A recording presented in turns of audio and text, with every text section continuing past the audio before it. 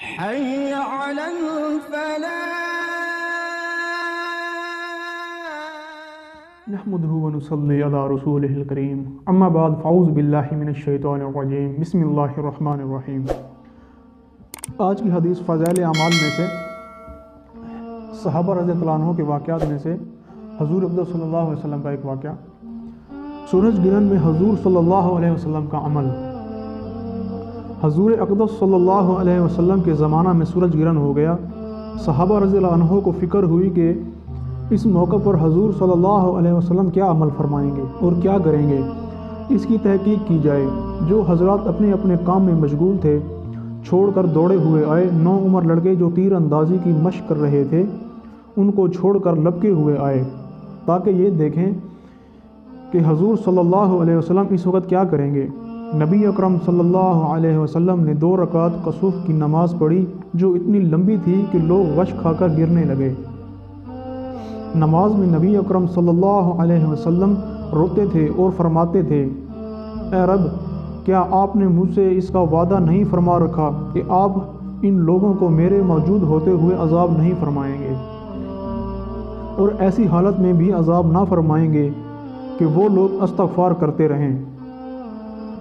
سورۃ انفال میں اللہ جل شانہ نے اس کا وعدہ فرما رکھا ہے، وَمَا كَانَ اللَّهُ لِيُعَذِّبَهُمْ وَأَنْتُمْ فِيهِمْ وَمَا كَانَ اللَّهُ مُعَذِّبَهُمْ وَهُمْ يَسْتَغْفِرُونَ۔ پھر حضور صلی اللہ علیہ وسلم نے لوگوں کو نصیحت فرمائی کہ جب کبھی ایسا موقع ہو اور آفتاب یا چاند گرہن ہو جائے تو گھبرا کر نماز کی طرف متوجہ ہو جایا کرو۔ میں جو آخرت کے حالات دیکھتا ہوں اگر تم کو معلوم ہو جائیں تو ہنسنا کم کر دو اور رونے کی کثرت کر دو۔ جب کبھی ایسی حالت پیش آئے تو نماز پڑھو، دعا مانگو، صدقہ کرو۔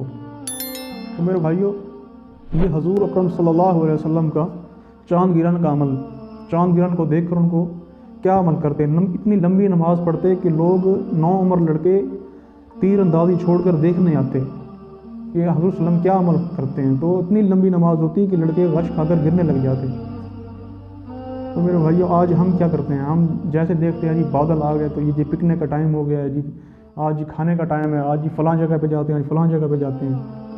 تو بھائیو، حضور صلی اللہ علیہ وسلم کو سب چیز کا معلوم تھا کہ پہلے جن قوموں پہ عذاب آیا کہ اس ابر کی وجہ سے، آندھی کی وجہ سے کئی دنوں تک آندھی چلتی اور عذاب سے پوری کی پوری قوم میں نصف و نابود ہو جاتی۔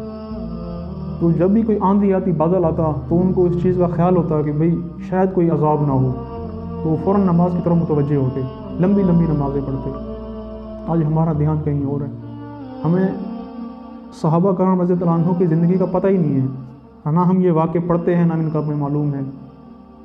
ہم دنیا کی دوسری چیزوں میں مشغول ہیں، موبائل میں، ٹک ٹاک میں، فلموں میں، ڈراموں میں اور چیزوں میں مشغول ہیں۔ تو میرے بھائیو، ہمیں بھی صحابہ کرام رضی اللہ عنہ کی زندگی کو پڑھنا ضروری ہے۔ اس سے ہمیں سبق ملے گا، ہمیں زندگی کا طریقہ ملے گا کہ زندگی کس طرح گزارنی ہے، پوری کی پوری زندگی۔ بھائیو، دنیا میں ہم کوئی بھی کام کرتے ہیں، سیکھتے ہیں، اس کے لیے محنت کرتے ہیں، کوشش کرتے ہیں، پیسہ بھی لگاتے ہیں، وقت بھی لگاتے ہیں، جان بھی لگاتے ہیں، لیکن وہ کام نہیں آتا۔ پیسہ، وقت، جان اور مال اللہ تعالیٰ نے جس چیز کا حکم دیا ہے کہ وہاں پہ لگاؤ۔ آج ہم مثال کے طور پہ ایک بندہ ٹکٹ لیتا ہے، پیسے بھی لگاتا ہے، وقت بھی لگاتا ہے، ٹکٹ لے کے سینما میں جاتا ہے، فلم دیکھتا ہے، ٹکٹ بھی لگی، وقت بھی لگا، مال بھی لگا، ٹائم بھی لگا، لیکن غلط جگہ استعمال ہو گیا۔ اللہ تعالیٰ نے اس کا حکم دیا ہے کہ جان، مال، وقت اس جگہ لگاؤ جہاں پہ آخرت میں فائدہ ہو۔